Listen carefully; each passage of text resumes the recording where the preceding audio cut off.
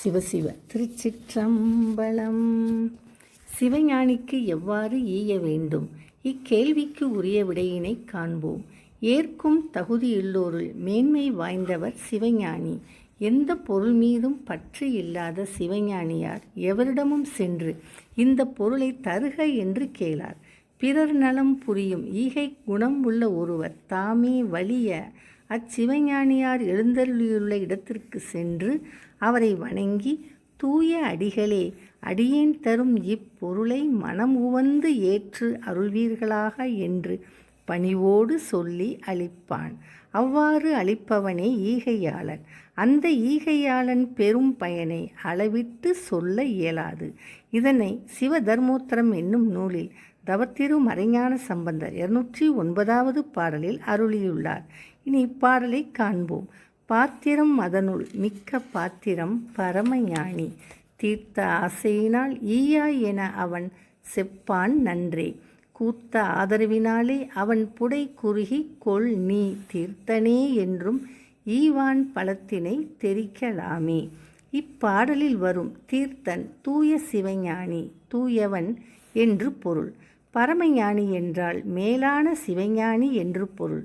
தீர்த்த என்றால் பற்று ஒழித்த என்று பொருள். ஈயாய் என்றால் தருக, புடை என்றால் பக்கம், குறுகி என்றால் அணுகி, தெரிக்கல் என்றால் தெரிவித்தல் என்று பொருள்.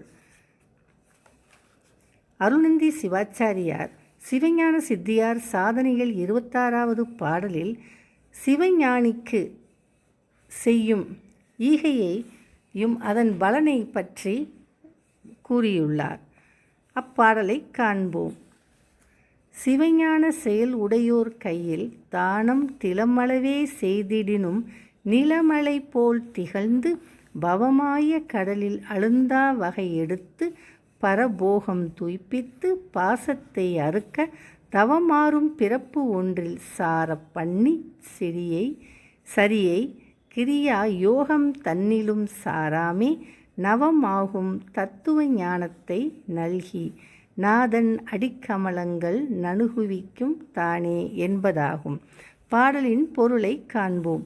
பத்தி வழியில் நின்றோர் சிவஞானிகளுக்கு நன்கொடையாக அளித்த பொருள் எல்லளவே என்றாலும் அந்த நன்கொடையை அளித்த அன்பருக்கு மேலான சிவ உலக இன்பங்கள் பெறச் செய்து பிறப்பு இறப்புகளில் அழுந்தாத வண்ணம் எடுத்து பாசத்தினை நீக்க தவம் செய்தற்குரிய உயர் குலத்தில் ஒரு பிறவியை அடையச் செய்து சரியை கிரியை யோகங்கள் எளிதில் கைகூடி முற்று பெற செய்து முடிவில் உண்மையான ஞான நெறியினை அடைவித்து சிவபிரான் திருவடியை எய்துமாறு செய்யும். அடுத்ததாக திருமந்திரம் 501வது பாடலில் திருமூலரும் இதே கருத்தினை மொழிந்துள்ளார். பாடலை காண்போம்.